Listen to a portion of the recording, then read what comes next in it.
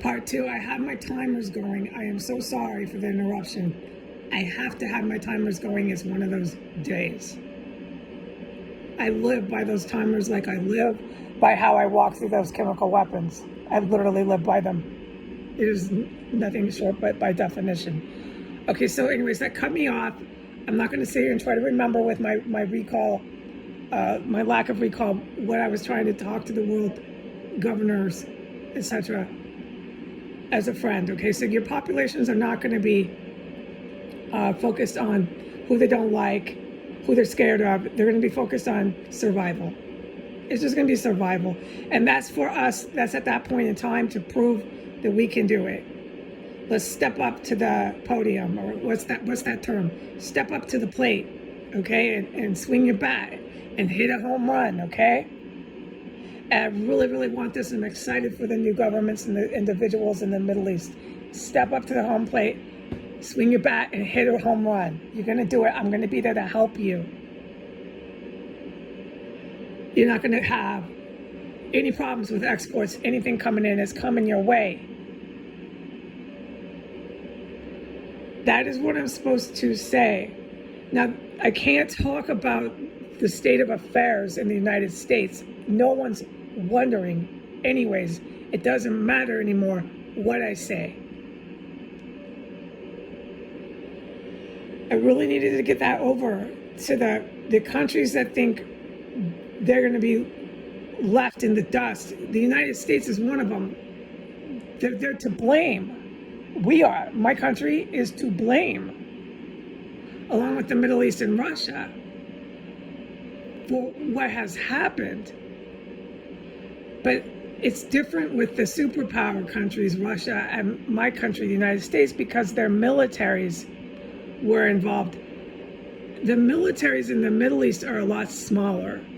And that's what I'm trying to say to my friends who are in government. I cannot leave them dusted, this huge country, my country, and not, no. And it's also moral to bring the trust and cooperation back to Muslim people in power, political power. It's their countries, they have to take power. We can't put Buddhists there. But it's not just moral, I made my point. They've got to have some assistance, okay? They don't have these huge, gigantic superpower militaries. They've got to have some assistance, okay? They have populations there that they're trying to, right now, and they will have, at the point of the hot war, established a new government with individuals, and they're gonna have a population over in the Middle East that's a copy of the US, where you have tons of people in your population completely and utterly radicalized, violent terrorists. So that's not my department. I'm not in the middle of the war. I don't direct the war at any point on the planet. Now, I might be involved in it. I might do my role and my part, but I don't take the direction order. I don't start saying, okay, this and you do that. That's never going to come out of me. But I'll tell you, it's a guarantee. Our military here, the U.S., it's not the U.S. military, but my country, and the military that acts and represents my country will not leave those countries abandoned with a population in an Arab Spring of Muslim terror. Not in a second, okay? Remember, the military that represents my country, that represents me, Heidi Granger, is super smart. They run circles around me and the handful of good government leaders in the West. Now, some of the government leaders are actively talking to them, so they know what I mean. They run circles around us. Us as political figures don't need to figure it out. Thank God they're here, but whatever they tell you, do it.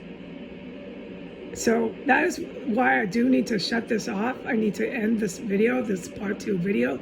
I just want everyone to know it's going to, once this is all said and done, it's going to be fine.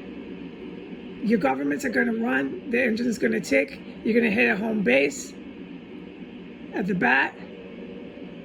You're not going to be left in the dust. And your populations in the West aren't going to really care. It's not going to be all this fear, frenzy, fear. Those protests, all this random violent crime, all this uprising is going to be crushed. And your populations that are left in the West, are, in some parts of Asia as well, but are just going to want to be safe and survive, okay? They're going to definitely, in my country, no one's going to be fighting the martial law. It's for their safety and best interest. They will definitely not do that. No. What's happening here in the U.S. is so fucking scary. I'm so sorry to cuss. I will try not to cuss. I mean it. You'll notice a huge difference if I do get the job as Prime Minister. I don't know if I have it. But I cannot talk about my country. I cannot talk about anything. It is against the rules. Okay, I'm going to say goodbye.